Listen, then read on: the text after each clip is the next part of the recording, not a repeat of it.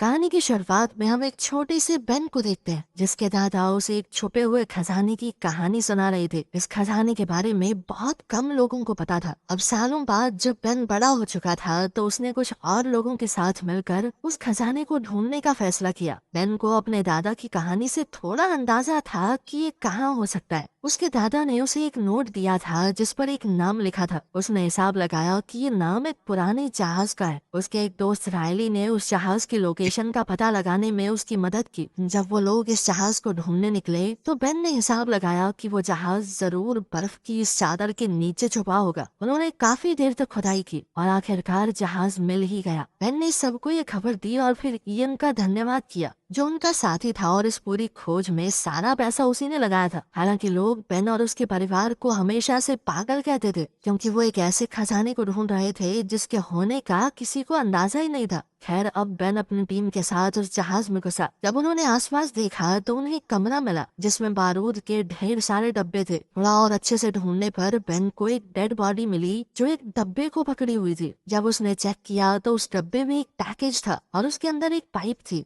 Ben सोचने लगा कि इस पाइप में इतना भी क्या खास है कि इसके लिए कोई अपनी जान दे गया। अभी उसने देखा कि पाइप पर कुछ लिखा था। उसने अपना खून इस्तेमाल करके समझने की कोशिश की कि आखिर उस पर लिखा क्या है। जब उसे वो लिखावट समझ आई तो वो समझ गया कि ये एक और सुराग है। ये बात इयन को बिल्कुल पसंद नहीं है। इतना पैसा लगाने और खोजबीन करने के बाद भी उनके हाथ बस एक सुराग लगा था। इस बात से इयन बहुत चिढ़ गया, लेकिन बेन ने उस सुराग में छुपी पहेली को सुलझा लिया। उसने बताया कि ये एक अदृश्य नक्शे के बारे में है जो अमेरिका के सबसे जरूरी डॉक्यूमेंट डिक्लेरेशन ऑफ इंडिपेंडेंस के पीछे छुपा हुआ है। जैसे ही बेन ने कहा कि इस दस्तावेज तक पहुंचना और उसका मिलना बहुत मुश्किल होगा तो इयन ने सीधा कह दिया तो चुरा लेते हैं उसे। इस बात से बेन ने साफ इनकार कर दिया और कहा कि मैं ऐसा नहीं होने दूंगा। तब इयन ने अपने आदमी शॉ को बेन पर बंदूक तानने को कहा, लेकिन इयन कहीं न कहीं ये बात भी अच्छे से जानता था कि अगर बेन नहीं होगा तो आगे की पहेलियां कौन सुलझाएगा। इसलिए इयन ने बेन के दोस्त रायली को जान से मारने की धमकी दी। इससे पहले की बात और बिगड़ जाए बेन ने एक फ्लेयर स्टिक जला दी और कहा कि अगर सब शांत नहीं हुए तो वो इसे बारूद पर फेंक देगा। सबको लगा कि वो झूठ बोल रहा है, लेकिन बेन ने वो फ्लेयर फेंक दी।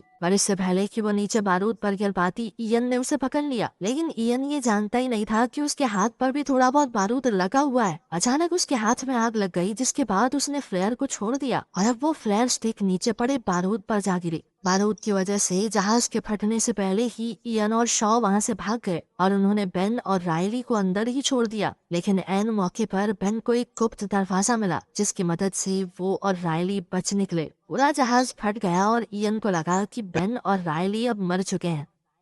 शहर लौटने के बाद बेन और रायली एफबीआई के हेडक्वार्टर्स गए और उन्हें एक टिप दी कि कुछ ही दिनों में एक आदमी डिक्लेरेशन ऑफ इंडिपेंडेंस को चुराने वाला है। लेकिन उनकी इस बात पर किसी ने विश्वास नहीं किया। फिर वो दोनों नेशनल आर्काइव्स म्यूजियम गए जहाँ वो डॉक्यूमेंट मौजूद था। उन्होंने वहाँ के डायरेक्टर एबिगेल से मिलने की कोशिश की, लेकिन जब उन्होंने उसे वो कहानी सुनाई और बताया कि इस डॉक्यूमेंट के पीछे एक नक्शा छुपा है तो एबिगेल ने उनकी बात पर विश्वास नहीं किया। उसे लगा कि उनकी सारी बातें झूठी हैं। जब वो एबिगेल के ऑफिस से निकल रहे थे तो दोनों ने उस दस्तावेज को देखा और उसे कुछ देर तक निहारते रहे। अभी अचानक बेन ने कहा कि हमें इसे चुराना होगा ताकि ये इयन के हाथ तो ना लग पाए। इस बार रायली ने कहा कि इसे चुराना इम्पॉसिबल है, यहाँ पर सिक्योरिटी देखी है तुमने। इसके बाद उसने बेन को लाइब्रेरी में ले जाकर डिटेल में बताया कि ये डॉक्यूमेंट कितनी सिक्योर जगह पर है। लेकिन बेन ने कहा कि हमें कुछ ऐसा करना है कि वो इस डॉक्यूमेंट को वहाँ से हटाकर प्रिजर्वेशन रूम में शिफ्ट कर दें। वहाँ सिक्योरिटी काफी कम है। हालांकि रायली को इस प्लान पर कुछ खास भरोसा तो था नहीं, लेकिन फिर भी वो बेन की मदद करने के लिए मान गया। फिर दोनों ने प्लान ढंग से बनाना शुरू किया। उन्हें सबसे पहले एबिगेल के फिंगरप्रिंट्स चाहिए और फिर प्रिजर्वेशन रूम के कोड्स चुराने होंगे। इसके लिए बेन ने एबिगेल को एक गिफ्ट भेजा जिसके अंदर एक स्पेशल केमिकल लगा हुआ था। फिर जब वो कोड डालने के लिए बटन दबाएगी तो वहाँ उसके फिंगरप्रिंट आ जाएंगे। और शुरुआत में तो ये प्लान बिल्कुल वैसे ही काम कर रहा था जैसा बेन चाहता था, लेकिन दूसरी ओर इयन भी अपने कुछ आदमी तैयार कर रहा था ताकि एक डांस पार्टी वाले दिन म्यूजियम पर अटैक किया जा सके। पार्टी वाले दिन जब वो डॉक्यूमेंट प्रिजर्वेशन रूम में शिफ्ट हो गया, बेन स्टाफ का भेस बनाकर बिना किसी परेशानी के बिल्डिंग के अंदर घुसा। उसने वापस अपने कपड़े बदले और एबिगेल से मिला। एबिगेल उसे देखकर चौंक गई। बेन ने झूठ कहा कि उसने म्यूजियम को एक बहुत बड़ा डोनेशन दिया है और फिर मौका पाते ही उसने एबिगेल का शैंपेन स्टेन ग्लास चुरा लिया जिस पर उसके फिंगरप्रिंट्स लगे हुए थे। इसी बीच इयन और उसके आदमी भी म्यूजियम आ गए। वो एक अंडरग्राउंड टनल के जरिए बिल्डिंग में घुसे। थोड़ी देर बाद बेन प्रिजर्वेशन रूम में पहुंच गया, लेकिन जब रायली कैमरा से उस पर नजर रखे हुए था तो इयन के एक आदमी ने उनका एक्सेस ब्लॉक कर दिया। बेन ने फैसला किया कि वो डॉक्यूमेंट को पूरे फ्रेम के साथ ही लिफ्ट के जरिए नीचे ले जाएगा। जैसे ही वो बाहर निकला तो इयन और उसके लोगों ने उसे देखा और वो चौंक गए, क्योंकि उन्हें तो लगा था कि बेन मर चुका है। उन्होंने उसे देखते ही उस पर गोलियां चलाई, लेकिन बेन ने डिक्लेरेशन ऑफ इंडिपेंडेंस के उस डॉक्यूमेंट को आगे कर दिया। उस पर बुलेट प्रूफ ग्लास लगा था जिसने बेन को बचा लिया। आखिरकार किसी तरह बेन लिफ्ट में घुस गया और उसने डॉक्यूमेंट को उसके प्रोटेक्टिव कवर से बाहर निकाला। जैसे ही बेन बाहर निकलने लगा उसने एबिगेल की नजरों से बचने की कोशिश की, जिसने ये कंफर्म कर लिया था कि बेन का नाम गेस्ट लिस्ट में था ही नहीं। इसके बाद बेन म्यूजियम के एक स्टोर में छुप गया, लेकिन जब वो डॉक्यूमेंट के साथ वहाँ से निकलने लगा तो कैशियर ने सोचा कि वो डॉक्यूमेंट की कॉपी चुराने की कोशिश कर रहा है, जो बिल्कुल सेम साइज में वहाँ सेल पर थी। उसने बेन से कहा कि तुम्हें पेमेंट करनी होगी वरना सिक्योरिटी बुला रही हूँ मैं। बेन ने वहाँ से चुपचाप बचकर निकलने के चक्कर में कार्ड से पेमेंट कर दी, क्योंकि उसके पास ज्यादा कैश नहीं था। जब वो बाहर जा रहा था तो एबिगेल ने उसे देख लिया और उसका पीछा करने लगी। जैसे ही बेन ने वो डॉक्यूमेंट रायली की वैन के पिछले हिस्से में डाला तो एबिगेल ने उससे पूछा कि तुम क्या कर रहे हो। इसके बाद बेन के हाथ में वो डॉक्यूमेंट देखकर एबिगेल समझ गई कि उसने क्या किया है। ये देखते ही एबिगेल चिल्लाने लगी, जिसके बाद बेन ने चुपचाप वो डॉक्यूमेंट उसे वापस कर दिया। इसके बावजूद भी जब वो आसपास की पुलिस को बुलाने लगी तो इयन ने उसे डॉक्यूमेंट के साथ देख लिया और अपने आदमियों को उसके पीछे छोड़ा। बेन ने एबिगेल को बचाने की कोशिश की, लेकिन इयन के आदमी उसे पकड़ कर ले गए। इसी बीच म्यूजियम गार्ड्स को पता चल गया कि डॉक्यूमेंट चुरा लिया गया है। तुरंत ही पूरा म्यूजियम लॉकडाउन में चला गया और FBI को बुला लिया गया। इयन ने वैन में एबिगेल से कहा कि ये डॉक्यूमेंट मेरे हवाले कर दो, लेकिन एबिगेल ने सीधे तौर पर मना कर दिया। अचानक उनकी वैन के सामने कुछ आ गया तो ड्राइवर को कट मारना पड़ा। इस झटके से पीछे मौजूद सभी लोग गिर गए और एबिगेल ने इस मौके का फायदा उठाते हुए भागने की कोशिश की, लेकिन वो पूरी तो नहीं निकल पाई, बस वैन के दरवाजे से लटक कर रह गई। उधर रायली और बेन ने उनका पीछा किया ताकि वो एबिगेल की मदद कर सके। थोड़ी देर बाद इयन एबिगेल से वो डॉक्यूमेंट लेने में कामयाब रहा। तभी बेन ने मौका देखकर एबिगेल को रायली की वैन ने खींच लिया, जिससे उसकी जान बच गई। वो लोग अब मेन रोड से हट गए, लेकिन जब इयन ने रुकने के बाद डॉक्यूमेंट खोला तो उसे पता चला कि वो तो नकली है। बेन उन्हें चकमा देकर भाग गया था। एबिगेल बहुत नाराज थी कि बेन ने वो डॉक्यूमेंट चुराया और अब वो किसी गुंडे के हाथ में है। लेकिन तभी बेन ने असली डॉक्यूमेंट निकाला और बताया कि उसने एक नकली भी खरीद लिया था, ताकि अगर कुछ प्रॉब्लम हो तो असली वाला सेफ रहे। बेन ने ये भी बताया कि मैंने सिर्फ डॉक्यूमेंट इसलिए चुराया था ताकि इयन उसे न चुरा ले, क्योंकि वो खजाना ढूंढने के लिए बेताब है। जब बेन और रायली ने सोचा कि डॉक्यूमेंट के पीछे कोई केमिकल लगाकर क्लू ढूंढते हैं तो एबिगेल ने साफ मना कर दिया। उसने कहा कि ऐसे तो ये खराब हो जाएगा, लेकिन रायली ने उसे टेंशन ना लेने को कहा, क्योंकि वो भी ऐसा कुछ नहीं करने वाले जिससे ये डॉक्यूमेंट खराब हो। लेकिन उनके पास जो सामान तैयार पड़ा था वो बेन के घर पर है और बेन अब वहाँ जा नहीं सकता, क्योंकि FBI उन्हें ढूंढते हुए पहले ही वहाँ पहुँच गई होगी। उसके पास कैश नहीं था तो उसने म्यूजियम में अपना कार्ड इस्तेमाल किया था और अब उनकी लोकेशन को ट्रैक किया जा रहा होगा। जैसे ही वो लोग वैन साइड में रोककर सोचने लगे, बेन ने कहा कि कुछ जरूरी चीजें हैं जो खजाना ढूंढने में जरूर काम आएंगी, लेकिन वो सब मेरे घर पर है। उनमें से एक चीज फ्रैंकलिन नाम के इंसान के लिखे हुए कुछ लेटर्स थे जो उस खजाने से जुड़े हुए हैं। बेन को याद आया कि उसके पिता के पास उन लेटर्स की कॉपी थी, इसलिए उसने फैसला किया कि वो उनके पास जाएगा। एबिगेल ने उस डॉक्यूमेंट के साथ भागने की कोशिश की, लेकिन बेन ने उसे रोक लिया। थोड़ी बहसबाजी के बाद वो भी उनके साथ जाने को मान गई, क्योंकि अब वो भी देखना चाहती थी कि आखिर ये क्या खजाना है। इसी दौरान FBI एजेंट सड्यूस्की ने बेन के घर पर रेड की। उन्हें वहाँ बेन की काफी सारी चीजें मिली, वो चिट्ठियाँ भी जिनके बारे में बेन बात कर रहा था। साथ ही उसने अपने लोगों को बेन के परिवार वालों का पता लगाने को कहा। थोड़ी देर बाद बेन अपने पिता पैट्रिक के घर पहुंचा। पैट्रिक ने कहा कि मेरा एक ही सपना है कि तुम मुझसे मिलने आए, लेकिन खजाने के बारे में नहीं। जिस पर बेन ने कहा कि हाँ, तो मैं आपसे मिलने तो आया हूँ। पापा बेटा साथ में टाइम स्पेंड करेंगे, मजा आएगा। बस एक बार वो लेटर्स होंगे आपके पास, वो दे दो मुझे, फिर करते हैं टाइम स्पेंड। इस बात से पैट्रिक बहुत गुस्सा हो गया। उसने कहा कि किसी की गलती से सीखते हो कि नहीं तुम? मैंने अपनी पूरी जिंदगी इस खजाने को ढूंढने में झोंक दी, तुम भी अपनी जिंदगी ऐसे ही खराब करना चाहते हो? उसने कहा कि ऐसा कोई खजाना है ही नहीं, ये सिर्फ देश के दुश्मनों को गुमराह करने के लिए बनाया गया है। ये बस ऐसे ही कहानी बना दी है किसी ने। लेकिन बेन ने अपने पिता की बात पर ध्यान नहीं दिया। थोड़ी देर बाद जब उन्होंने उस डॉक्यूमेंट के पिछले हिस्से की जांच की तो उन्हें कुछ खास कोड्स मिले जो उन चिट्ठियों से जुड़े हुए हैं जिनके लिए वो यहाँ आए थे। जब बेन ने दोबारा पैट्रिक से वो चिट्ठियां मांगी तो पैट्रिक ने कहा कि मैंने तो पहले ही उन्हें फिलाडेल्फिया के एक म्यूजियम को दे दिया है। ये सुनकर बेन एबिगेल और रायली के साथ वहाँ से चला गया। जब FBI पैट्रिक के घर पहुंची तो उन्हें सिर्फ पैट्रिक एक कुर्सी से बंधा हुआ मिला। उसने कहा कि मेरा बेटा ऐसे ही बांध के चला गया मुझे, साथ में मेरी गाड़ी भी ले गया वो। जिसके बाद सडुस्की ने तुरंत अपने लोगों को गाड़ी का नंबर ट्रैक करने को कहा। दूसरी तरफ इयन को भी समझ आ गया कि जो सुराग उन्हें उस जहाज में मिला था वो उन्हीं चिट्ठियों से जुड़ा हुआ है। थोड़ी रिसर्च के बाद उसे पता चला कि फिलाडेल्फिया में उन लेटर्स की कॉपीज हैं और वो तुरंत वहां जाने के लिए निकल पड़ा।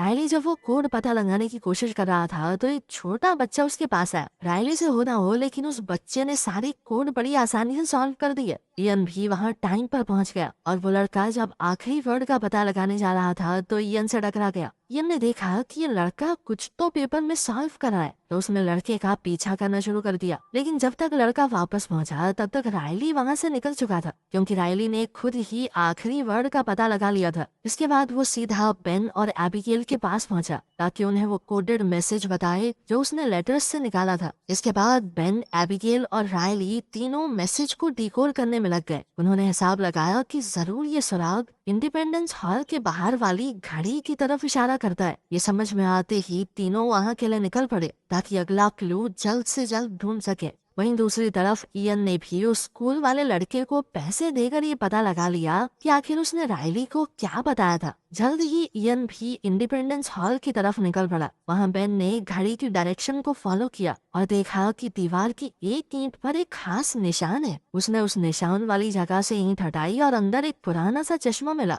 ये एक खास तरह का चश्मा था। बेन तुरंत एबिगेल और रायली के पास गया और उन्हें वो चश्मे दिखाए। फिर बेन ने वो चश्मा पहना और डिक्लेरेशन ऑफ इंडिपेंडेंस के पीछे वाले मैप को देखा। तब उसे एक खास निशान दिखाई दिया और उसके पास ही कुछ शब्दों में लिखा हुआ मैसेज भी था। लेकिन उसी वक्त उन्होंने देखा कि इयन अपने लोगों के साथ वहाँ घूम रहा है, तो उन्होंने फैसला किया कि वो अलग अलग हो जाएंगे। एबिगेल और रायली के पास वो डिक्लेरेशन डॉक्यूमेंट था और वो जल्द ही उसे साथ लेकर निकल गए। इयन से बचते बचते वो दोनों काफी दूर निकल गए। लेकिन एक वक्त ऐसा आया कि एक बस उनके बहुत करीब आ गई और उनकी टक्कर होने ही वाली थी। इसी अफरा तफरी में इयन ने उनसे डिक्लेरेशन का वो डॉक्यूमेंट छीन लिया। एबिगेल और रायली ने तुरंत बेन को फोन किया और बताया कि क्या हुआ है। बेन ने कहा कि सब जल्दी से गाड़ी के पास मिलते हैं। लेकिन FBI को बेन की गाड़ी पहले ही मिल चुकी थी और जैसे ही बेन वहां पहुंचा तो FBI ने उसे अरेस्ट कर लिया। एबिगेल और रायली समय से थोड़ा लेट पहुंचे और FBI को देखते ही चुपके से वहां से भाग निकले।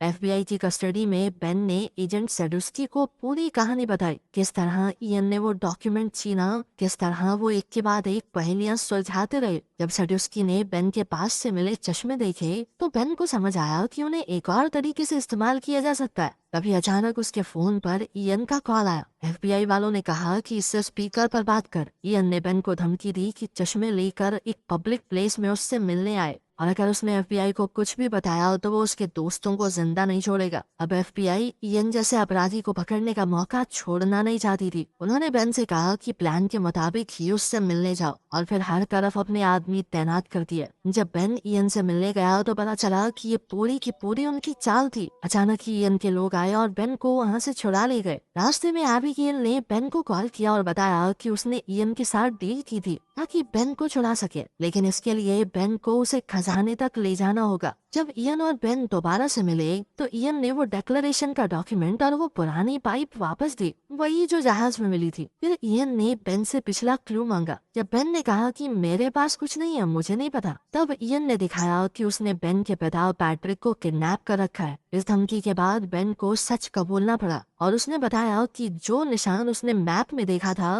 वो एक चर्च का सिंबल है। जल्द ही वो तीनों उस चर्च तक पहुंच गए। बेन ने फिर से उन खास चश्मों का इस्तेमाल किया और मैप को देखा। इस बार उसे एक अलग सा सुराग मिला, एक अजीब सा नाम। सब कंफ्यूज हो गए कि इसका मतलब क्या हो सकता है। तब उन्हें समझ आया कि चर्च के नीचे लोगों को दफनाने की जगह है। जिसके बाद इयन और उसके सभी साथी तुरंत ही नीचे चले गए। पैट्रिक ने चुपके से बेन को बताया कि उन्हें कोई तरीका ढूंढना होगा इयन से छुटकारा पाने का। क्योंकि जब तक हम इयन के काम आएंगे तब तक ही जिंदा है, उसके बाद मार देगा हमें। तभी इयन ने फोन किया और बेन से पूछा कि अगला क्लू क्या है। मैप में लिखे नाम को ढूंढकर उन्होंने वहाँ से दीवार तोड़ी जिसके पीछे एक सुरंग जा रही थी। इयन ने बेन से कहा कि वो आगे चले। अंदर जाने के बाद उन्हें एक बहुत पुरानी जगह मिली जिसे शायद सालों से नहीं खोला गया था। वहाँ लकड़ी की सीढ़ियाँ और एक पुरानी लिफ्ट भी थी। पैट्रिक ने सबको कहा कि ये लकड़ी की सीढ़ियाँ खतरनाक हैं, इतने सालों से कोई आया नहीं है यहाँ पे, टूट जाएंगी। लेकिन इयन ने सबको जबरदस्ती नीचे जाने को कहा।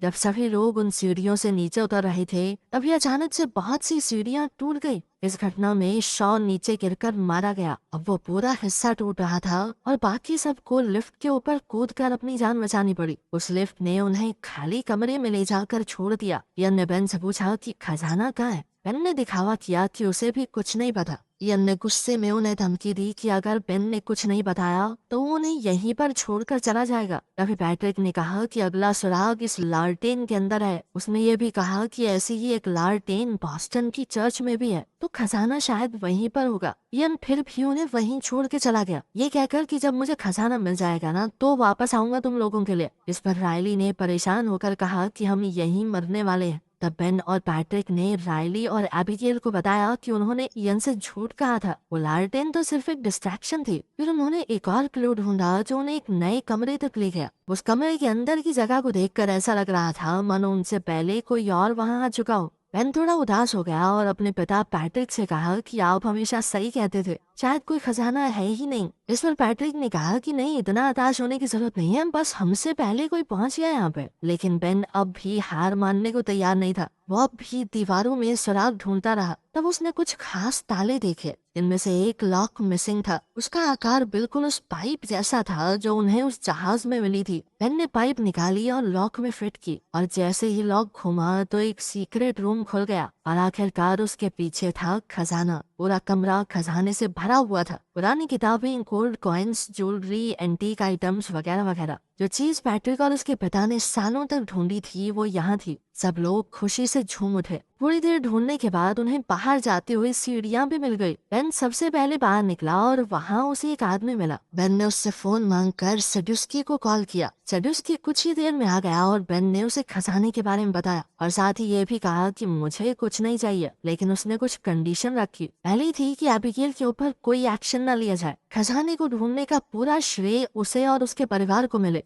रायली को भी खजाने में से कुछ हिस्सा दिया जाए और सबसे जरूरी बेन जेल ना जाए। सेड्यूस्की ने उसकी सारी शर्तें मान ली और बाद में इयन को भी पकड़ लिया जब वो बॉस्टन की चर्च में घुसने की कोशिश कर रहा था। कुछ ही दिनों में ये खजाना दुनिया भर के म्यूजियम्स में भेज दिया गया। एक दिन सब लोग मिलकर मजे उड़ा रहे थे, लेकिन रायली थोड़ा गुस्सा था। उसने बेन से कहा कि तुमने सरकार का दिया हुआ पैसा ठुकरा क्यों दिया। बेकी ने कहा कि भाई इतना कुछ था, कुछ तो ले लेते। बेन हंसा और आगे से जवाब नहीं दिया। रायली अपनी नई कार में बैठा जिससे पता चलता था कि उससे भी बढ़िया पैसे मिले सरकार से। खैर उसके जाने के बाद हमें पता चलता है कि बेन और एबिगेल ने शादी कर ली है और आखिर में वो अपने नए घर के अंदर चले गए।